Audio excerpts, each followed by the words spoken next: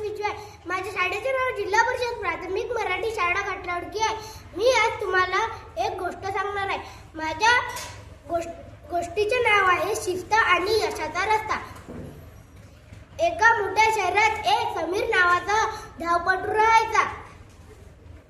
तो खूप वेगाने धावायचा, पण त्याला एक सवय होती. त्याच्या मूडनुसार सराव करायची. ज्या दिवशी त्याला वाटायचे त्या दिवशी तो खूप वेगाने धावायचा. ज्या दिवशी कंटाळा आला त्या दिवशी तो दिवसभर झोपून राहायचा.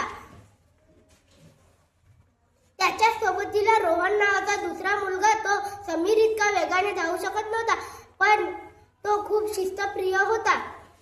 पाऊस असो, थंडी असो किंवा ऊन असो, तो नेहमी सकाळी 5 वाजता मैदानावर हजर असायचा. स्पर्धेचा दिवस. काही दिवसांनी स्पर्धा जाहीर झाली. समीरला स्वतःवर खूप गर्व होता. समीर म्हणाला, मी तर जन्मताच वेगाने धावतो. मला रोज रोज सराव करण्याची काय गरज? मी आरामात जिंकेन.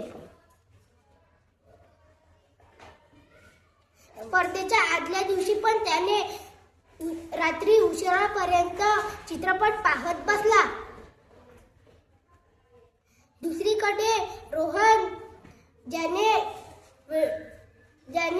आपली शिस्त मोडली नाही, वेळेवर जेवण केले, 7 घंटे शांत आराम घेतला आणि सकाळी वेळेच्या आत मैदानावर हजर असायचा.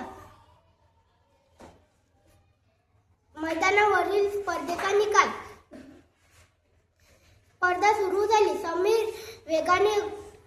सुरुवातीला समीर खूप वेगाने पुढे गेला,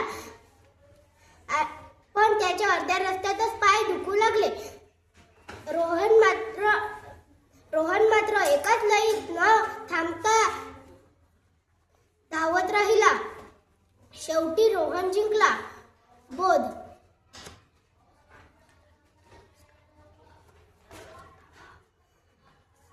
समीरकडे कौशल्य होते, पण रोहनकडे शिस्त होती. हे इंजिन नसलेल्या गाडीसारख्या असते, पण दिसायला ते खूप छान दिसते, पण कुठेही पोहोचू शकत नाही. धन्यवाद.